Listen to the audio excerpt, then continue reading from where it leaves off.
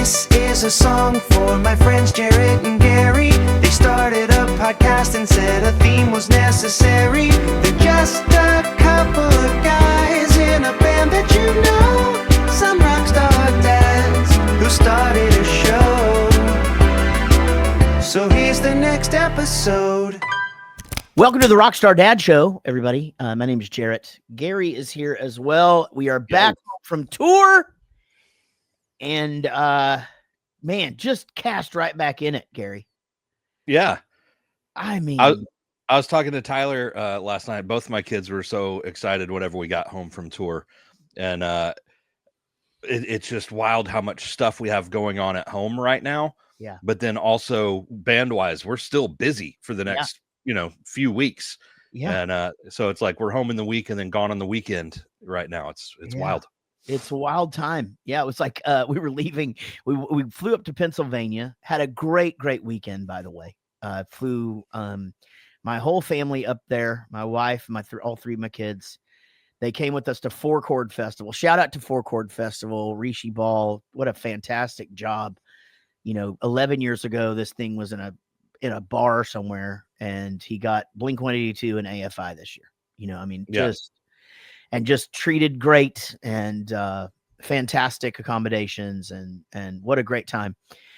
Took my family up there and then to a Steelers game the next day. And I see one of our techs coming out, Ian, and he was like, and I'm like, okay, yeah, and we're flying home tonight after the game. He's like, okay, I'll see you in 4 days. And I'm like, oh yeah, it doesn't end here, Yeah. This is not the end. But man, what a great tour we had. We did have every intention of getting more episodes out while we were gone, but it just did not happen. We got one. I'm beginning to think we just need some sort of a different routine, because my inkling is always to wait until like the end of the day off. But then we kind of stopped drinking beers on the days off, and then there's no motivation after that. Yeah, and it's also like depends on what we do on days off. Most of the time these days, it's changed over the years, but right now most of the days off, we end up getting like an Airbnb where we can park the bus, and then everyone just kind of hangs out and does laundry, and we cook some food. It's a nice chill day. If there's a pool or a hot tub, everyone's jumping in it, kind of just relaxing. And we have the intentions to get in there and do a show, but sometimes just the layout of the house may or may not have a spot that's really good for it. Yeah, it's easy to talk ourselves into that, isn't it? Yeah, I mean, some days we're just not into it. We're Sundays over, tired, need a day off.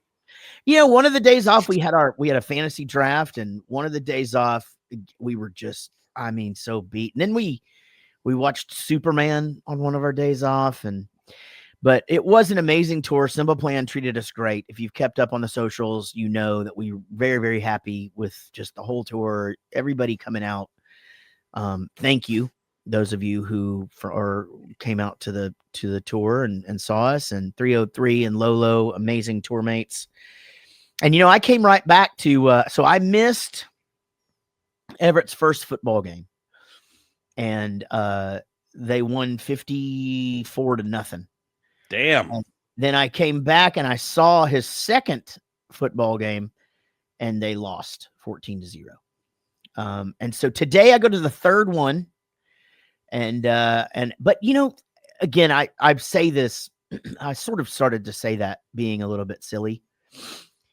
He's just loving it so much, man. And it really is just the main thing for me. He's having so much fun. He's never played before. He has, I'm not saying this is the total reason, but he is an ADHD kid. So like him sitting down and watching football with me and trying to learn the sport is just not going to happen. He doesn't, right. He barely sits down and watches anything unless it's another guy playing video games and he's on his phone doing something else. You know what I mean? Like it's right. just not what he does. But I'm really proud of him, man. He hasn't been feeling great, but he's up 6 o'clock in the morning, ready to go, excited, good attitude, and so I'm enjoying that, and I'm going to get back over there and see that today. That's awesome that he has the good attitude. The early morning for the workouts is not always fun, but having the good attitude and wanting to go do it, having something that he's excited about and being a part of something, that's awesome. That's great. I know that Casey wasn't real thrilled about him going into football, and we kind of felt the same way when Tyler was going into football, and I think luckily he had the thing where he's such a big kid. I was never too worried about him getting too banged up, and also since he was so into baseball and then developed his love for percussion, we never thought that football was going to be a thing when he got to high school. Right. But if Everett's getting here and all of a sudden loving it, I know Casey wasn't thrilled about that idea. How's she handling things with that?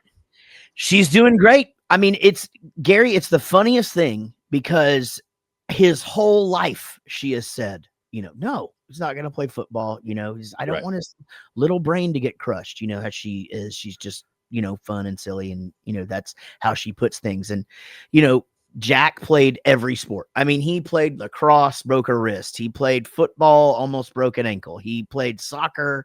He played baseball. He played basketball. He tried everything. Yeah. Everett has been pretty focused on baseball. He's played a little bit of soccer. He always wants to play soccer, but then we're like, well, it's outside. Well, I want to play indoors. Well, that's only in the summer. Well, I don't want to play soccer in the summer. Then you don't want to play soccer, is what I'm trying to say.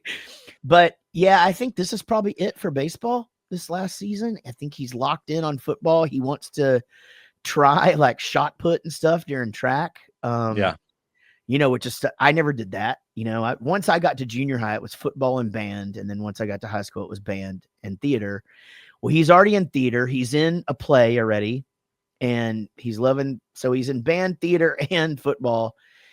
And football seems to be the thing he talks the most about, and theater. So, man, I wouldn't mind having a little football theater kid, Yeah. That's kind of like, cause I was a, band nerd theater kid. So I was kind of like king of the dipshits. So he could be, I just love that he's enthusiastic about it. And man, Gary, his fucking grades are good. He's not like bringing home tons of homework like he has been in the past. And because he can't, he's finishing his work in class and stuff. And so, it's just a good time to be Everett, I think. That's awesome, man. It's good. I knew that, if he took off and like it, that Casey's going to be supportive, and she'll probably fall in love with watching him and all that. But that's great. And like you said, go ahead. Having theater and football, like, man, that's kind of a cool thing if he sticks with that. The older you get, having multiple friends in different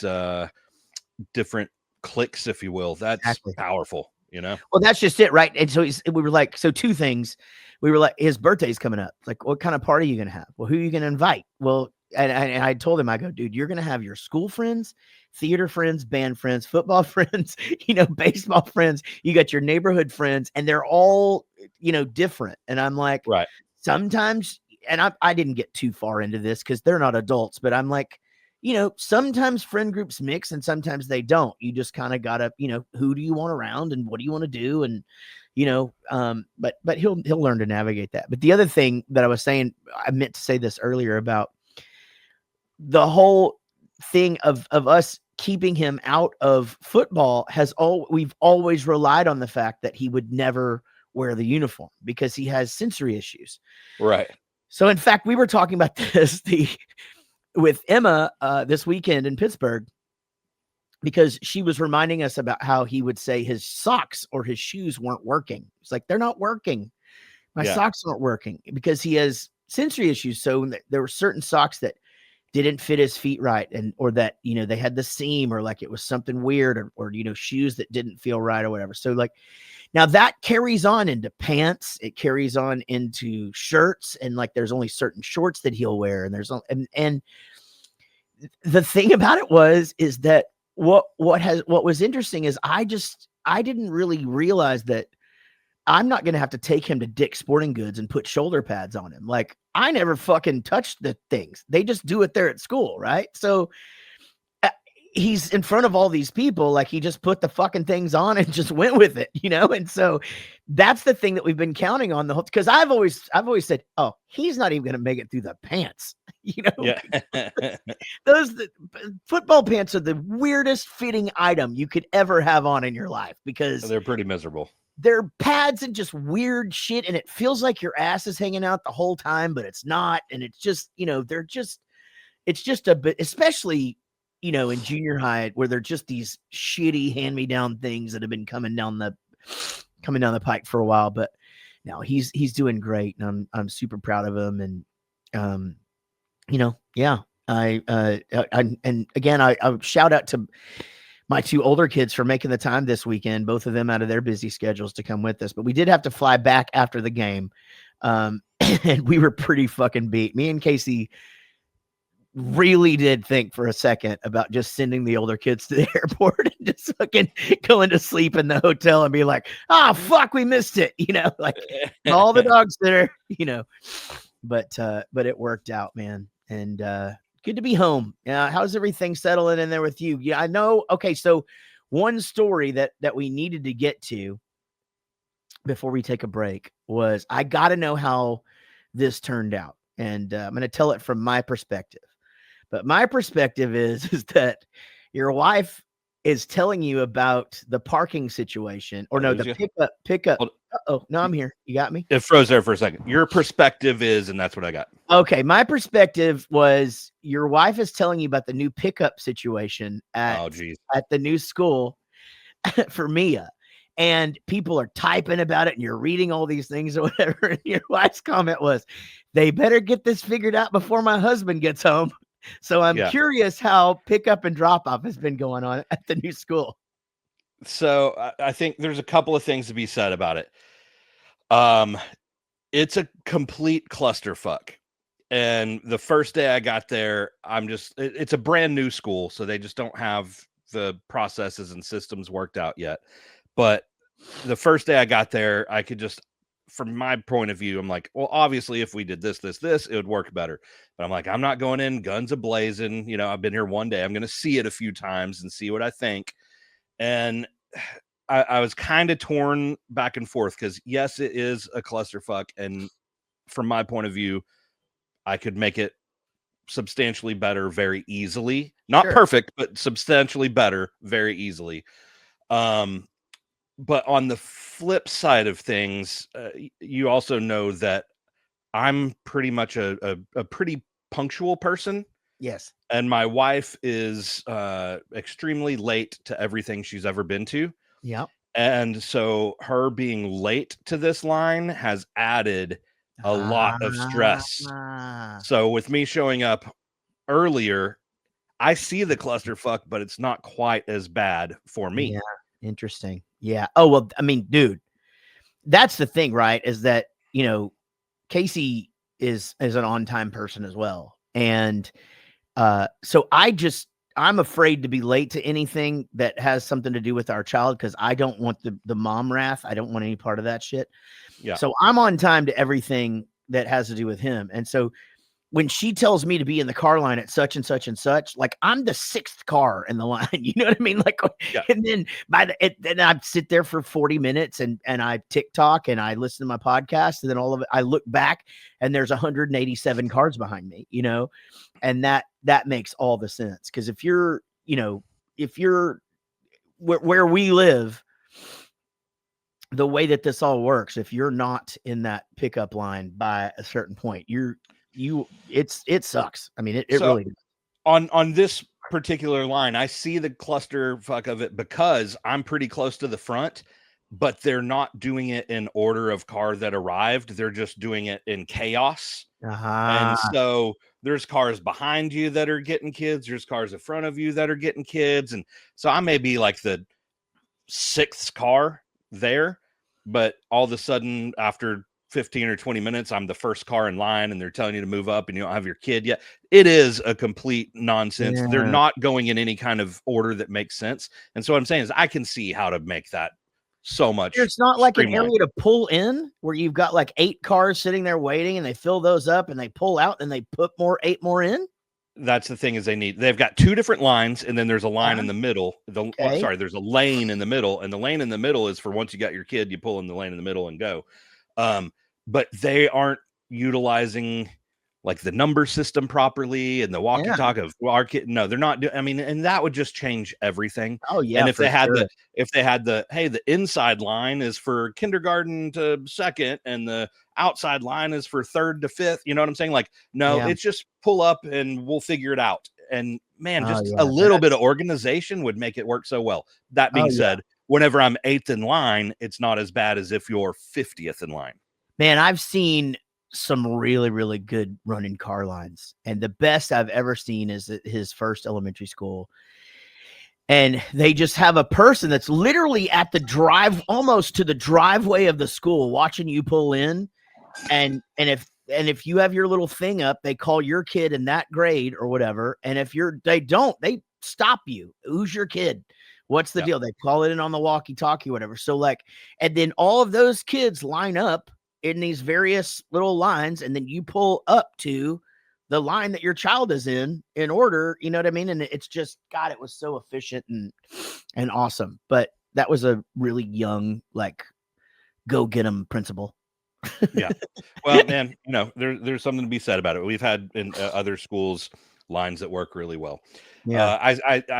I'm being a little bit more patient than normal because it is a brand new school, and they've already said they're taking feedback from parents. They're working on streamlining it. I just feel like they could do it quicker. But you know, like I said, there's the flip side of it too, that my wife's usually a little behind on the even on the morning on the drop offs. Like we usually trade off, and so there's mornings she's taking or whatever. I'm home, and she's like, you know, we have to leave at 7. Well, I'm out the door at 7 because we're supposed to leave at 7. I get there, there's no line. I drop her off, super easy. Right. Now, whenever she's taking her, they're supposed to leave at 7. And it's 12 minutes after 7. And I'm like, y'all are late. And she's like, no, we're not late because blah, blah, blah, blah, blah. And I'm like, yeah, you're late. And then the line's going to be a nightmare because, you know, you know how traffic is around us. It just gets worse and worse and worse and worse. Anyways. Yeah, and I mean, especially this at the school times. I mean, you know, it's so congested where both of us live with schools and buses and it's just insanity. And we have a fucking train to deal with too that pulls through 5 times a day, and it's just people who are listening to this, you have no idea. Don't you roll your eyes at me that this fucking train sucks. I mean, it literally can take up all 3 intersections of my entire city that cross from west to east or east to west and stop. So literally traffic is people miss graduation and shit, you know, like it's wild when it's all right. We got to take a break, man. I'm glad to be back. You're listening to the Rockstar Dad Show. Don't go anywhere. We'll be right back right after this. Welcome back to the Rockstar Dad Show. Don't forget to get that Adobe app where you can listen to this show and other shows all the time. Our good friend Sebastian from Simple Plan has a show, and you can listen to that on there. Plus, all of the music that they've got to offer, brand new stuff from all of your pop punk band favorites and your metal favorites and stuff, and hopefully a new Bowling for Soup song here in about a week or so, which is, you know, goodness gracious, need to get on that. That's exciting. I got to send that over. It is exciting. Well, coming up later in the program, guys, our good friend AJ Perdomo. It was Perdomo. Yeah. Man, I'm so bad with last names. AJ Perdomo is going to be here from the Dangerous Summer. Great guy.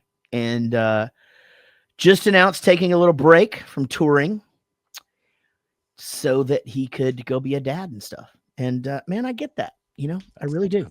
It's very hard. I get that. That's a rock star move. It is Rockstar Dad move, but that's you know, definitely 2 worlds pulling you in 2 different directions at that point. Not easy. And especially, you know, he'll talk a little bit about this, but at that, you know, 500 capacity level, you know, some of those clubs aren't the nicest, and some of them don't even have dressing rooms, and you know, you're going 4 or 5 days without a shower, and you know, it's a grind. It is a fucking grind.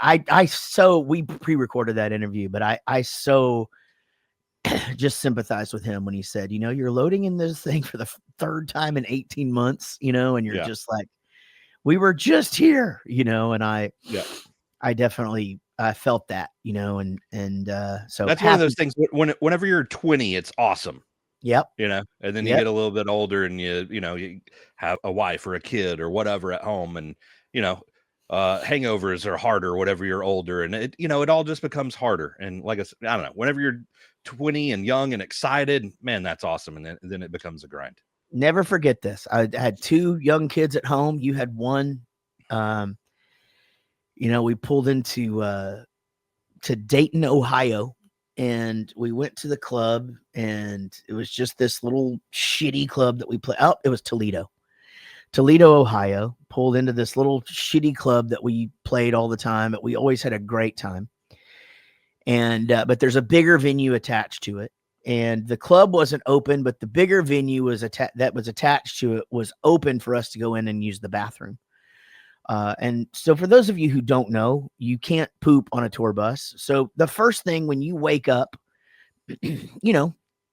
quite frankly, it's been a lot of hours since you've had access to the bathroom. Pretty much everybody needs to go number 2 fairly quickly once we get stopped and where we're at. And so you and I walked into this dark facility, and our shoes were sticking to the ground so bad that they were coming off our feet because the Insane Clown Posse had been there the night before, and the floor was just soaked with that orange soda, and the bathrooms were just destroyed, right? And then we get back to the bus, and we figure out that it is literally water is pouring into my bunk and through the ceiling and into Edo's bunk. And then we are figuring out that we're going to have to send this bus driver home because he sucks. And then they tell us that the restaurant isn't open.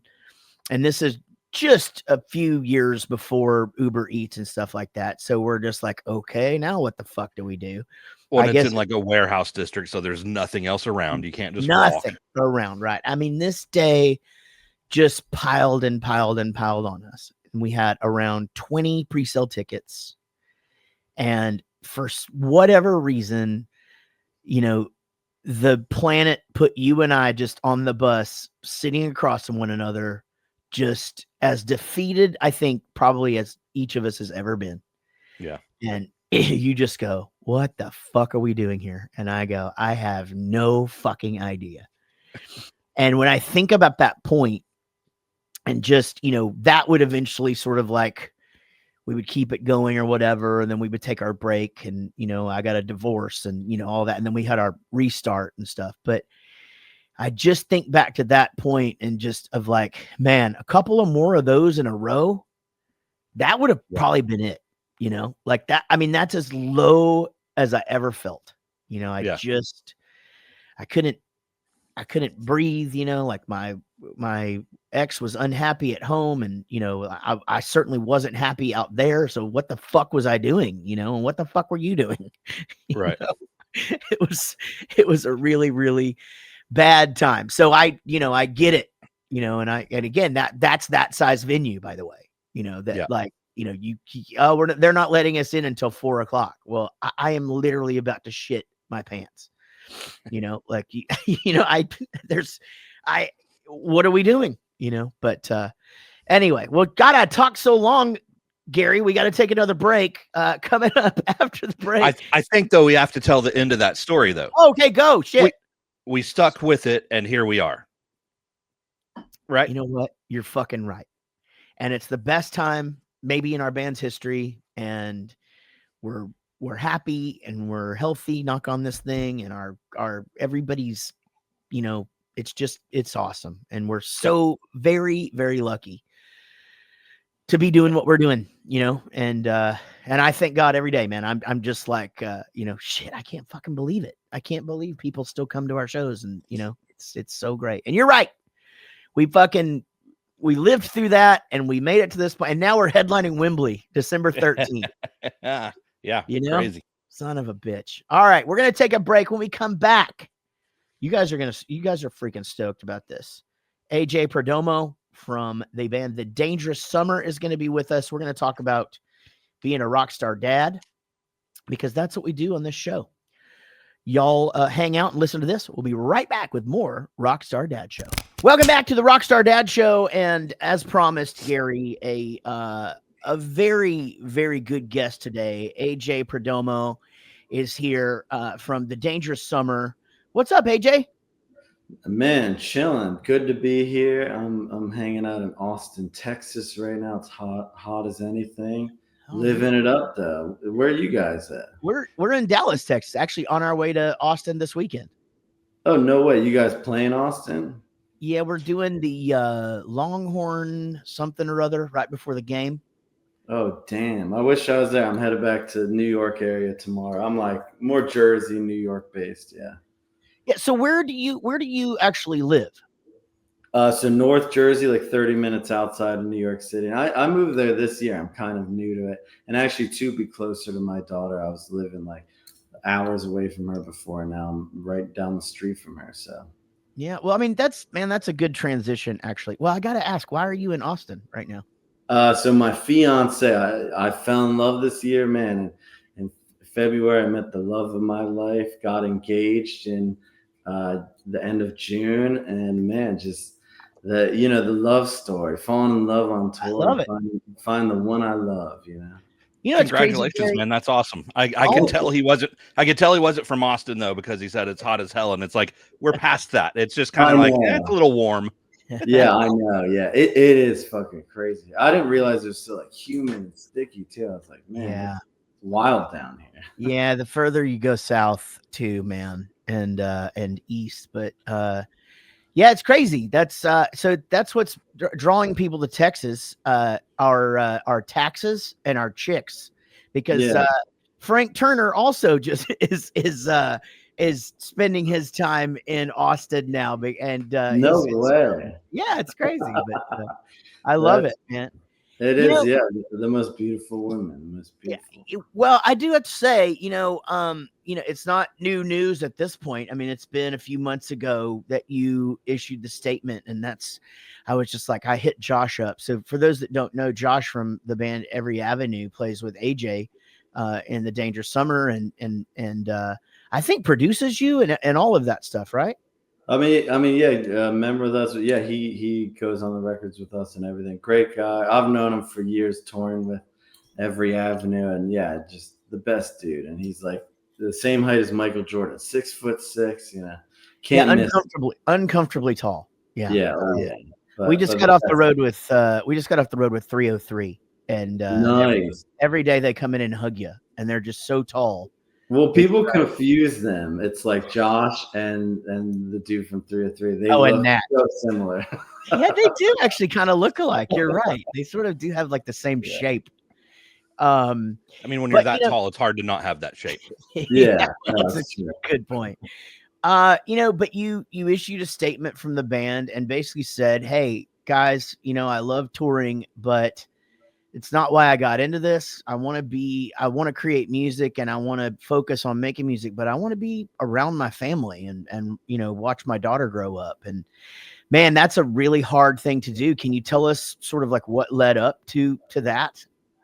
Yeah, I mean, I think a lot, and I think as you probably know, doing it for so many years, I think like when it becomes unchallenging, or you load in the same venue 100 times, and it's kind of like, man, like is this what I'm missing? The family life for, like just being able to like be around and hey, pick my daughter up after school, like just hang out and just the normalcy, like and I think we signed when we were in high school still, and we left for a long time. We actually did take a break as a band for like 4 or 5 years, so this isn't kind of a new thing. This is kind of like, hey, I missed it then and I miss it again, like I missed it back then. It's like some kind of normalcy, and I think the big, everyone's like, wow, like you travel the world, it must be glamorous, and it is. It has its ups and its downs, but it's like, as you guys probably know as well, it's like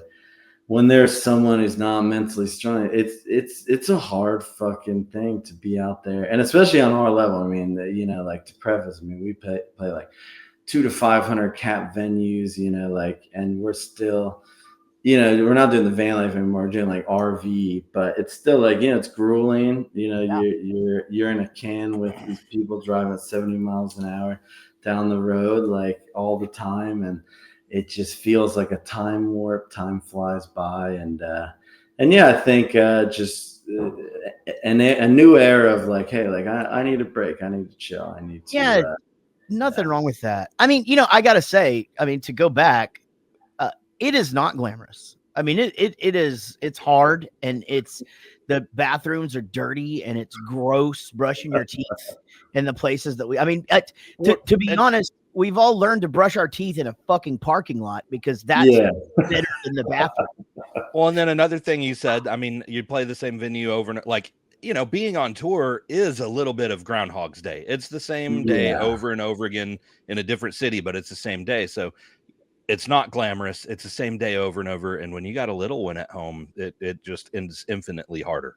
Yeah, exactly. Yeah. And I do think, creatively, like I do love the creative part of it. Like, it even drives me nuts. Just, like, man, I'm so busy on tour. Like, as you guys know, like when you play a show, you really have no other time for anything else. It can seem like it to other people. It's like, we got all day, but it's a time warp. All of a sudden you got sound check, and then you got this VIP, you got fucking all this stuff, and you're just going. So there is no time for creativity. No. At least I found it's like a different part of my brain is on tour than the part that's at home. And not even creativity for life. Like, it's one of those things where, you get that text the night before from the guy who you're excited to see. And he's like, hey man, text when you get into town, man. Do you want to go get lunch? Can I take you around, drive you around? I'll just come hang out at the venue and blah, blah, blah. And like, to learn to be able to, to say to those people like, hey, I'm excited to see you, but my day isn't what you think it is, and I really appreciate that, but please don't bring me beer. It's a pain in my ass to get it in the venue, there's so many aspects of that it's just, and it's not their fault. It's really not. To them, they think, oh, okay, well, you don't have anything to do till sound check, and then you don't have anything to do until you go on stage. And even if that's true, it's not true, because sitting there in the dressing room for a little while with your boys is like, that's an important part of the day, I know. Yeah.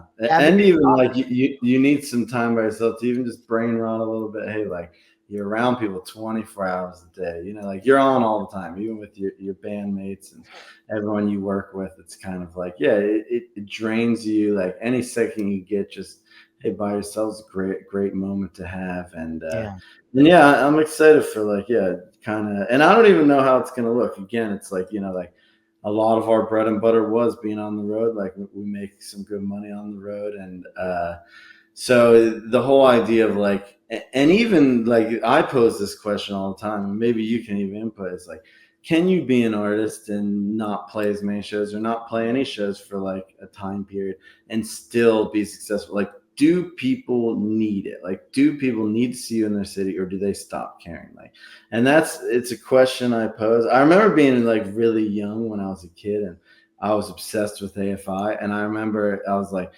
man, they're not coming here for like 2 years. They have all these tour dates. So like, I kind of like stopped listening to them for a time period because of that. It was like, oh, I'm not going to see them. So like, is there some psychological thing? Do fans need that to be an active band? Do you need to be on the road 24 hours a day, 7 days a week? I mean, well, unfortunately for you, the answer is no. You don't have to be on the road. However, you do have to engage. And that does mean, keeping some sort of and, guys that have been in bands 20 years, and guys that like us at 30 years or whatever, sometimes it's not our favorite thing to do, is to engage on social media and to do those things. But, if you can sort of like rewire your creative brain once you get home to realize, okay, well, this is the new touring. Instead of a 4-hour drive, I'm going to spend 2 hours, making a cool video or some sort of update, or like do a cover song or whatever it is, to keep people kind of coming through that dangerous summer toll booth, so to speak, just to think about exactly. And but also, there's guys that do take, time off from the road and sort of create that demand with whatever it is, whether it's music or teasers or, cover songs. And, I think your fans are loyal enough. I mean, after 20 years of, and I'm not misquoting that. You guys started in 2006, right? Yeah, 2006. Yeah. What a time. What a time to be. I mean, that's like the golden age to me of Warped Tour. And yeah, well, what's funny is like Josh and I kind of, and maybe being from this era to start in that era, we showed up when album sales kind of were stopping. So it's like, it was a confusing time where it's like everyone who came before us, they're like, oh, we sold like 100,000 records. I'm like, oh my God, like not bands like us. Like we came as CDs were phasing out, and then the industry was like, what the hell are we gonna do now? Like before streaming, like it's just like things change, and the industry's constantly change. So we came at like an interesting time, but to push past and get to the streaming era was like a huge breath of fresh air, because we actually like broke up around like 2013, came back around 2018, and then it was like emo nights were a thing. People were like celebrating our music, and we were like, what the fuck happened while we were gone? Streaming, like it's a different world. Like even in a few years, like the industry's just boom, boom, boom, knocking shit out, It is, so, man. It's definitely an ever-changing thing. We're on the wave right before you guys, where everybody had started stealing it. And so it's like all of our peers who are a few years older than us are like late 90s bands. And they're like, yeah, we sold like 3 million records. And, we're never going to have to worry about money ever again. We literally tour for fun, and it's like, so let's talk a little bit about your little girl. What's her name? Luna, 11 years old right now. And yeah, the first break of our band came like right when she was born. I was like, I'm gonna go home. I'm gonna fully absorb this. There were other facts. Again, we had like an ex like kind of heroin addict, crazy guitarist that like, and that was part too. I was like, I never want my daughter to meet this man in my life. Like, I'm out of here. Like I can't have her touch that world. I need a pure world. So yeah, leaving the band and and then when I came back, it was kind of like she was like 3 or 4 years old. So to like kind of her get excited and inspire her, that was like a beautiful thing and a big reason for making music and continuing to make music. Like that is the thing. It's like she's the one who drives me to do it, but also she's the one who it's like, hey, I should go home for a little bit and hang out, and she's at the age where she gets noticeably sad when I tell her how long I'm gone. And I always try to diminish. I'm like, it's just like a couple weeks, 3 weeks, like, but to a kid, it's like 3 fucking weeks. Like, they can't even fathom the idea of what that is. So it's like, like just seeing that, like, oh man. But she also, like, there is the accoutrements and the beautiful things that come with it, and being able to bring her to like meet Teddy Swims and like go to these concerts and like, see stuff that she wouldn't be able to see, go backstage and like, hang out with people. It's a beautiful thing as well. So it's always that kind of interesting dance that I'm doing with that, So you and Luna's mom co-parent pretty well, it sounds like. Oh yeah, great. Like like we text about everything and living right down the street. And that's the thing, is also like being away is hard because, hey, will you pick her from school today? Will you bring her to your dance? Everything. And I want to be that a more reliable person to be there, for that. Yeah, so that's obviously, I mean, it's so hard for parents. I mean, I watch Gary and Rob both still have younger kids, and I watch them, and missing the things. But when you're already a part-time dad, it's even worse because everything that you're missing, like it just time is so valuable, and I was in a split household most of my kids' lives, and so like when I was gone, I missed my window, and but when you are able to co-parent in a positive way, and it sounds like you guys are cool and like on the same page, what a blessing for Luna and for you both as well. Yeah, I know. Thank God. It's like I think we both put our daughter first, so it's like anything for them. It's like and it is like a special relationship you have where it's like, hey, like we have that thing that no one else will have. It's just that our daughter together, and we just want to see her do the best. We want her happier than ever. And actually, man, so sad. She called me yesterday. So her kitten died. I remember I got a 3-month-old kitten. I'm like, damn. So I call her, and I try to be very like, I'm kind of hippy dippy about stuff. I'm like, death, like we all need to talk about death. I always tell her, like, everyone around you is going to die, but not in a bad way. Like, you got to love people. Like, death is what makes us appreciate life. So, calling her yesterday, talking to her more about death. And it's just sad when kids like know it, like, wow, like at 11 years old, wholeheartedly like what death feels like close to you, like it's sad, Yeah, absolutely. Yeah, it's one of those things where you it is. It's hard to even understand it, until you do. That's one of those things you want to protect them from those kind of things, but at the same time, like there's just no way. Life is happening, like you can't protect forever from that kind of stuff. Like, welcome to the real world. Soak up the realness of what this is and absorb it. But don't let it detract you from living as ferociously as you can. It's like that's it's gonna happen. I always tell them, like, I'm gonna die, you're gonna die, like mommy's gonna, and it's like, I hate to be so morbid, but I'm like, I feel like people don't talk about it enough. Like, hey, like, and let's think about it in a positive way. Like, hey, yeah, I mean, you're not wrong. I mean, that's definitely one of those things where I'm like, I'm a little bit weird about it. Like, I'm not. I wouldn't say that I'm scared of it. I just, I don't want to miss anything. Like, I mean, that's the big thing is like, okay, well, I just want to see all 3 of my kids get married, and I'd like to meet my grandkids, and okay, I want to see my grandkids graduate. Okay, maybe I want to see them get married. It's like, there's another aspect of it for me. It's again, like you said, not scared of it, but scared of it happening while people are still needing me. Yeah, that's so true. Yeah, I know, and the helplessness of that. Yeah. And FOMO is like, I mean, isn't that one of the biggest drivers in life? Yeah, the fear of missing out.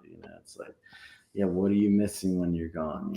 But I always tell, like, what I tell my daughter, I'm like, wherever you put the period to the sentence, I mean, it's more profound sometimes when it's a tiny sentence. When you have less to say, sometimes it's more poignant and beautiful. I mean, that's why people like, Kurt Cobain are so obsessed over it. It's like, he had a short sentence, he had a quick little tidbit to show the world, and he got in and he got out. And not to like glorify it, but is in to say, like, man, like that's why there's so much value in what it is, because he never got to say more. He kept it short and simple. It's interesting. That's an interesting way to look at it. Because if you think about like a lot of the legends, like that, like Kurt Cobain, or like think about like football players, like I don't know if you're a sports guy, but think about Barry Sanders. He got in and got out. You know what I mean? And like it's like you are right. Like it's like you almost I hate to think about death in the same way, but you're not wrong. I mean, because the longer you're here, the more opportunities you have to fuck it up. We lost. Shit. You're good, but it's funny. I was just sitting here we were just talking about death, and all of a sudden you disappeared. That was freaky. I know, man. Like, it's like the other side's calling me now. Oh, man.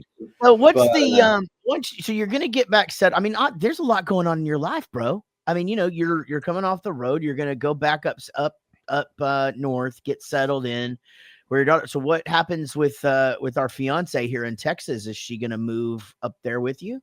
We're still trying to figure it out. Right now, we're kind of going back and forth. Like, I'm flying back to Jersey tomorrow. She's gonna come with me for a couple of weeks, and we're just kind of floating around, seeing what happens. It's like she's got her business here. She's a photographer and everything. So we'll see what happens. Or if I, like my daughter, her stepdad was gonna move to Austin at some point. So I'm kind of like, hey, let's gun for that. I like that idea. Like, let's all head on down to Texas. Hell yeah, just bring the whole damn family down here, man. I love it. I mean, oh my God, Austin is just beautiful. Texas. It is. I love the byways. I love being able to get off the highway, looking at some stuff, coming back on. Like, like who knows if I want to go to some restaurant right here. Let's check it out. Like, beautiful things. Everything's bigger. Everything's beautiful. I like the heat. Like I'm saying, it's hot. Like it's a bad thing. I love the heat. I I love it. I would wholeheartedly move down here. It is getting a bit broy, I noticed. Like Austin's not what it was like, 10, 15 years ago. It's like it is very like crypto bro a little bit sometimes, but everywhere's where you hang out, That's true. Yeah. You can find we have that up here too, and then we have Yeah. it where you don't. So do you guys live in Dallas? Are you from Dallas? Well, we're north of Dallas, so we're from a town called Wichita Falls, which is a couple hours north of here, and then we moved down to Denton when we started the band, and now we're still around the Denton area. Okay, cool. And here's a question. Okay, because I think about this all the time. Okay, like being in a band, and especially the success that you guys have had. Like even in like everything that you do, it's just. I'm a big fan, by the way. Dude, thank you. I'll get that out of the way. And even like, Phineas and Ferb, like literally one of the best shows like ever. Like literally, I was like, man, I try to show my daughter Phineas and Ferb stuff, but not living in LA, was that ever a thing? Like, or not living in Nashville? Like, is there something beautiful about? Is that a conscious decision? We don't want to be in the boom, boom, boom. You know what I mean? Type thing. It was one of those things where when we started in 94, we got signed in 99. Once we got a record deal, our label was in New York, and all the TV film stuff that we were doing was in LA. And so we were splitting our time quite a bit, but also obviously still living here in the middle. And it's me and my ex, talked a lot about going to one or the other for a while. And, I maybe it came up, maybe it didn't with the band. I mean, I really sort of feel like we all were trying to stay here. And then I had my first kid in 2003. And then it was just like, you know what, we're already doing this. We've got a hit.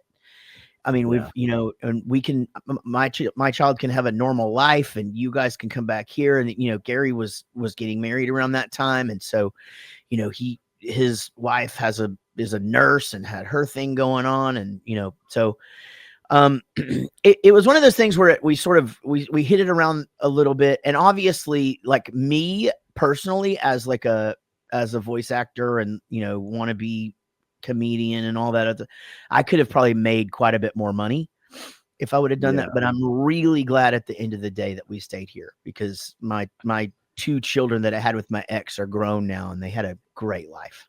I was going to say, with the songwriter side of things and also the voice acting, I think I heard more conversations from you kind of considering it and feeling the pull, maybe I should say. Feeling like the pull to get you there. I think the rest of us never really had any real desire for that to happen. But that being said, I think to your point, Jaret, you probably missed out on some gigs, whether it be voice acting or writing. But I think also the whole band not being there, we probably missed out on some hobnobbing and making friends, and probably missed out on jumping on some tours or this or that. But I don't think any of us really ever had the desire to live on either of those places. But it's one of those things where, like, where we grew up, there wasn't a lot of trouble to get into. Like, that was the thing, right? Like, we really weren't part of some like crazy nightlife thing when we were home. We could go down to Dallas and go to shows if we wanted to, but it wasn't like consuming our lives. Like, I feel like it would be so easy in LA or New York for that to happen to you, Yeah, no, exactly. Yeah. And that's what I've always like. And I'm like, I wonder if it's like me just being defensive of the topic, or I'm always like, I like kind of living outside that bubble. I did live in LA for like 7 years. And actually when I lived there, that was when I took a break from the band. And I was like, I started getting into like kind of the film world a little bit, working at these, film places.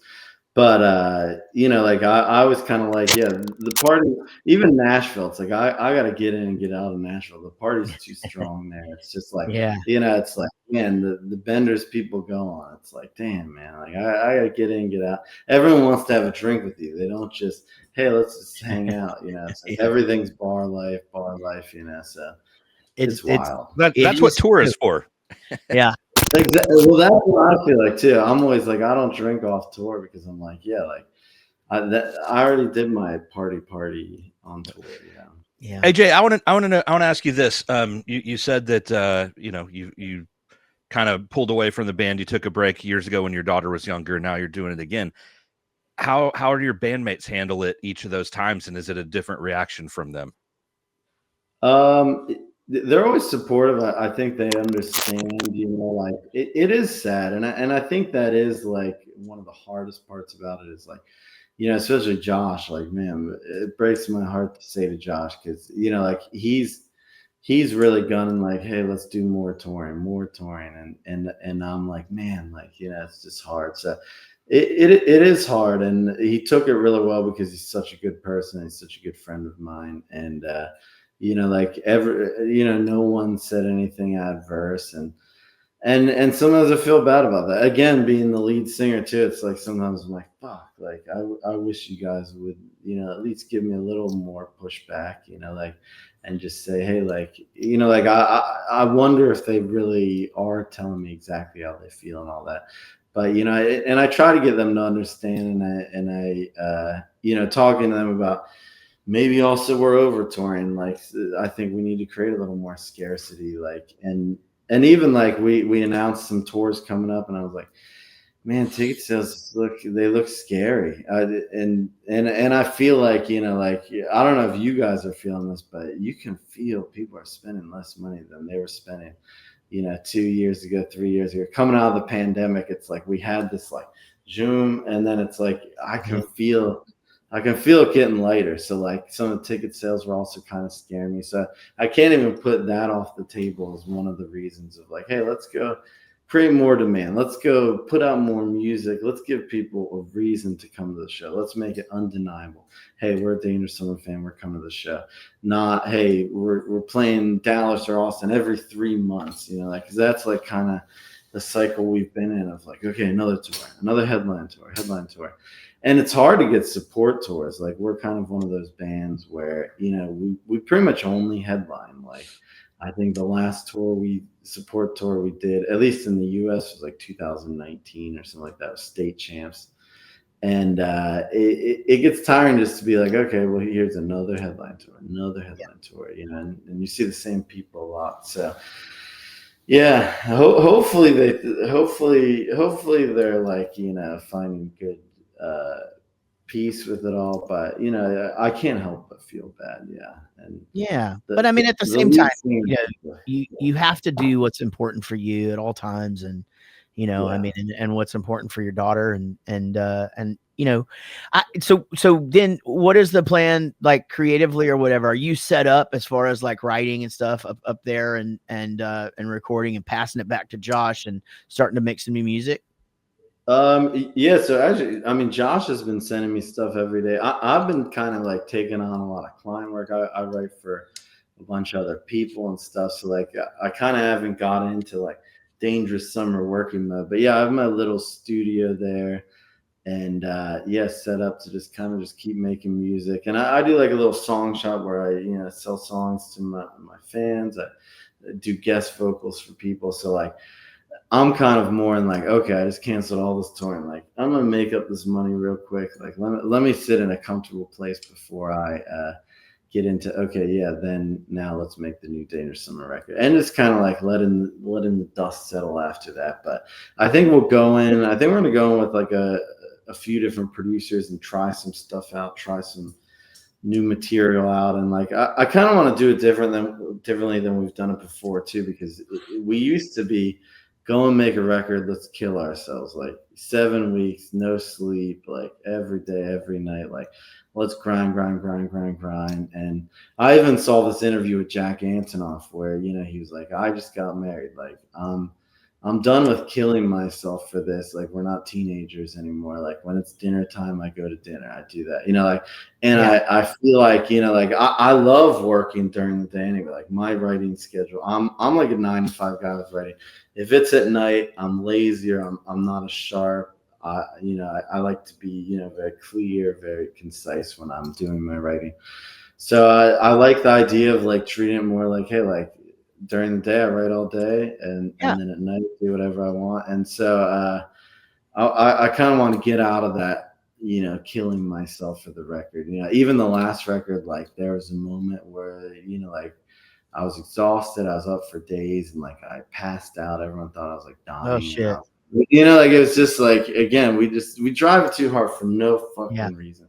Because it's like for the art, for the fucking, you got to give it your all. But I think there's a world where you can give it your all and not, like just fucking destroy yourself, And I think that's a lot to it. Yeah. I can tell you this right now. When I'm home, I work like in my studio between 9 and 10 to around 4, sometimes 5 or 6. But that just depends on what the family has going on. I do 0 interviews after 5 o'clock, no matter what. I don't do interviews on the weekends ever. And it's just like, and the podcast is like, it's some big podcast. They're like, sorry, we only record on Saturdays. I'm like, I'm sorry. Well, maybe if my wife and kids go out of town sometime, I'll hit you up, but I'm a dad, or not, and I'm available to them. And you can do that, man. You can set those perimeters and just be like, shit, I'm going to go in there from 10 to 4 and write every day and, turn my phone off, whatever, or check like Gary used to check his messages at certain times during the day. And, it's funny is I always had the, you were talking about like features and things like that. And man, I had this thing where I just could not say no to people. I felt bad. And it's not the money. I don't even charge. I mean, I charge for mine, but I have them, they contribute to a charity that I work with. So like, but I could, we could all make money doing that, and you should, is what I'm saying. But it like for me, I just couldn't say no. Like everybody, especially, because I came out of the pandemic just saying yes to everything. And Chris from Less Than Jake taught me the art of being able to just say no to shit and just to be like, hey, you know what? I'm spread thin. Right now I'm spending time with my family. I'm not doing anything like this in the foreseeable future. And people are stoked that you just answered back, Yeah. Amen. Yeah. No. And that's good to create that boundary. Yeah. And I think I need to learn. I think, you grow up with kind of this, and I think this is the kind of like wild thing I've dealt with my whole life. You grow up with this thing like, music is everything. It's like, this fucking thing. And even when I was like, we became really good friends with like Dale Earnhardt Jr. He had to like kind of leave his career for a while in like 2016. And he started DMing me because he's a fan of the band. And I was like, what's it like to leave what you love, like your craft, everything that you enjoy? And I think what we both kind of is slowly talking about, it's like, like that the craft really doesn't define you. Like, again, like being a musician isn't like oh my God, that's everything. Like, that's just what I do. It's just something I do. Like, and at the end of the day, I'm a father. I'm a fiance. Like that comes first. And I think for a long time, I wasn't putting that first. I was like, die by the music. I'm here on this earth to make music for people, like whatever, I think I'm like Spider-Man. I'm like, hey, with great power comes great, and it's just kind of like, it's kind of all a lie that you tell yourself. It's all a lie that, that it means more than anything. Like it kind of doesn't mean anything in the grand scheme of things, but it's important and it's beautiful. But it is not, the thing that you should steamroll everything in your life, including your health, including everything else, just to hold that flag up at the end is, everything's falling apart, I think there's a couple of things, to say to that. It's like, if you're going so hard where you're putting what really matters on the back burner, or you're just going all out, like you're going to get burned out. And then all of a sudden you're not going to enjoy this thing that you naturally loved, right? You're going to get burned out on it. Exactly, yeah. And the other thing is, if you're going so hard, like where you're making yourself pass out and getting sick, it's like the airline says, when the safety mask drops down, you got to put it on yourself first. You got to take care of yourself, or else all of that's going to go away. Right. So, I mean, there's time for deadlines and work hard, but you just can't burn yourself into the ground nonstop. I think as long as you have those priorities in line and you're treating those things as priorities, then, and you're allowing yourself to continue to follow those dreams and leave that legacy, right? Yeah. And find that balance. It is interesting when it comes out the other side. And I can tell you this because my 2 older children are 22 and 19 and just went to Four Chord Festival with me, with my 12-year-old and my wife. Oh, that's awesome. Good lineup, man. That's a fun festival. Yeah. Oh yeah. So great. But I'm at that point where they know that I prioritize them as much as humanly possible while continuing to follow this dream. They see me on that stage and they're proud, and they're like, it's not like, yeah, but you missed this dance or you missed this game or whatever. Yeah. Instead, they're like, we know you did the best you could. Yeah. That's when it feels rewarding. That's when you feel like, okay, I found the balance between the two things and I did it, that I navigated it the best I could. And as long as you do that, when you come out on the other side of that, especially of the raising of the child, and and of course now you got a fiance too. I mean, that's a whole thing of like showing her that she's a priority and that time spent there.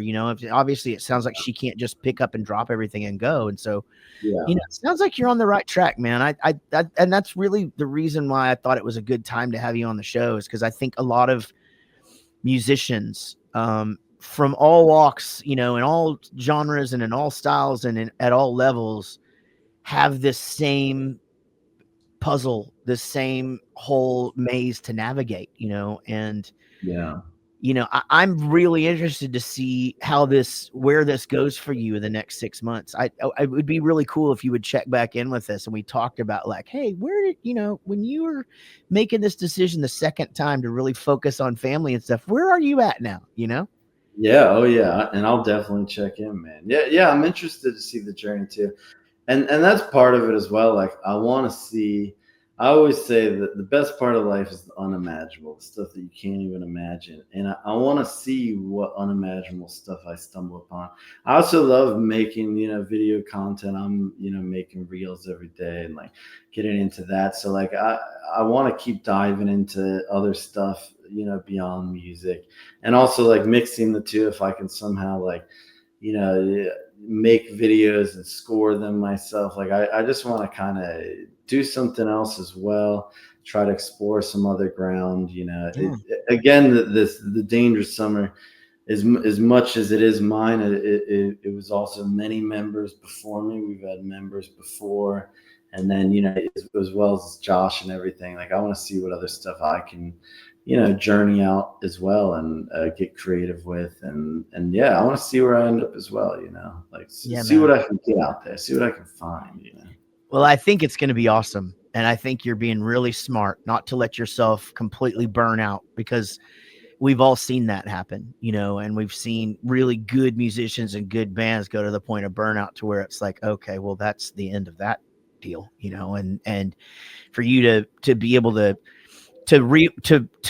recognize it and to say, okay, hey, I'm going to go do this. And I think that your fans are going to be more stoked about what there is to come, than had you, shit out another record and done another 2 headline tours over the next 2 years. Yeah, exactly. And man, like reading the comments, on the post, it was just very beautiful. Like people saying, hey, like, we're here for you. We support you. Like, I think I was waiting for like, fuck you, man, because we canceled probably like 60 70 dates, Europe, UK, America, and I was just waiting for people to be like, well, I just already bought my ticket and stuff, and I was like, please don't hate me, like it's just that is the thing. It's like when fans turn on you, it's kind of like, damn, man, like, hey, like, I love you. I'm just trying the best I can out here. Like, like that's the funny thing about the internet. It's like, there'll be the one person that's like, fuck you, man. And then it's like, for some reason that gets inside of your heart. So weird. It's like, why the fuck do I care? That voice is the loudest, but the real fans like want you to be well, Exactly. And they've all got kids too. You know what I mean? Like they understand, that's thing, right? Is like, these are all also just human beings. You're so right though about I can't tell you how many times we've talked about that on this show, and I know we've kept you a long time. I'm gonna get you out of here. I love it. Hey, I'm free. Yeah, but that whole one asshole being the loudest voice, it's something, man. It just, fuck, it just sucks, because it's just some shitty, miserable human, who, and a lot of times they make those accounts just to go get a rise out of people. I mean, that's how miserable, and you can go and you look and it's like, they're following 0 and they have 0 followers and they're following 13 people, you know, and it's just like, this person is literally just on the internet to make people miserable, but it still got me, you know, and it can consume your day.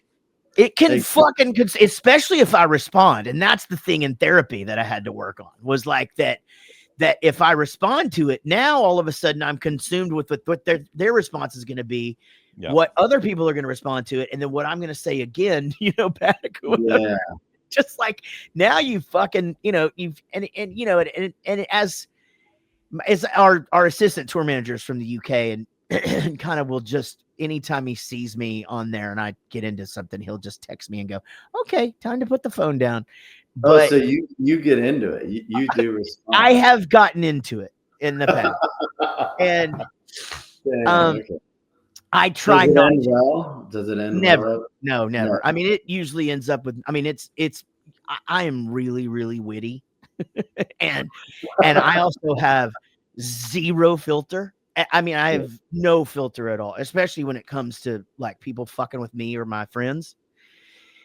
And so, you know, it can end with me like, I hope you get fucking AIDS, you know, or something like that, you know, where I just fucking burn it all down. Yeah.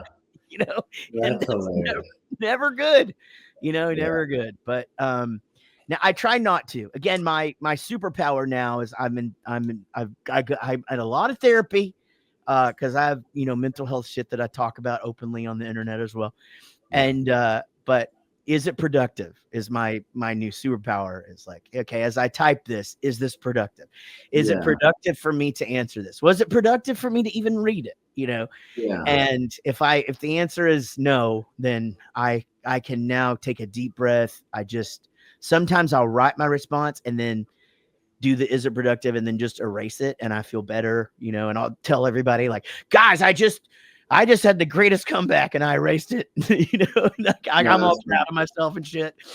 But I always have a hard time like going through all the comments, responding to people and soaking them in. I heard someone, I forget who said it, but they're like, you know, either like don't look at the comments because you're either looking at it to get a bigger ego or you're looking at it to get hurt. And it's kind of like, it's like all these people that don't know you. It's like, do you need that? But also like, it's nice to see your fans respond to them. So it's like kind of a slippery slope of like, do you go in and respond to everyone or this and that? Or I end up falling off on all my comments because I have ADD too. So I'm like, I see all these comments. I'm like, ooh, fuck, that's very daunting of a task. And if I reply to one, I feel like I have to reply to all of them. Like, yeah. Well, you gotta Gary V that shit. You know, you follow Gary V. You know, and you just I don't, but I know of him. What does he say about? Well, that? His thing is that because he's more on the retail side, is that you should respond to everything, but he is more about like how you spend your time. So like you should respond, but when you should do that is here, like while you're taking a shit, this is the amount of time that you have to respond. Then you go over there and you be productive some more or whatever. But when you're in the Uber, when you're in the Uber kind of thing. So for me, it's just like I respond to 4 or 5, and then I come back either hours later or the next day if it's doing well, and I do 4 or 5 more, and then I'm just done. You know? And that's just it. It's nice to have a dialogue with the fans too. It is. Yeah. And you read some nice things. And, you know, sometimes you know, I mean, I've met friends that way. We've gotten barbecue dinners that way, you know, like you just never know, you know, what's gonna pop up there. AJ, the Dangerous Summer, man, what a band. And it's so cool that Josh hooked us up, man. We've been fans for a long time, and I'm really glad that we got to hang out today, man. And dude, oh my god, it's so great. You guys are the best, man. I want to ask one more thing though. Seeing Davey Havoc in the new character, Four Chords. Yeah. Did you see him?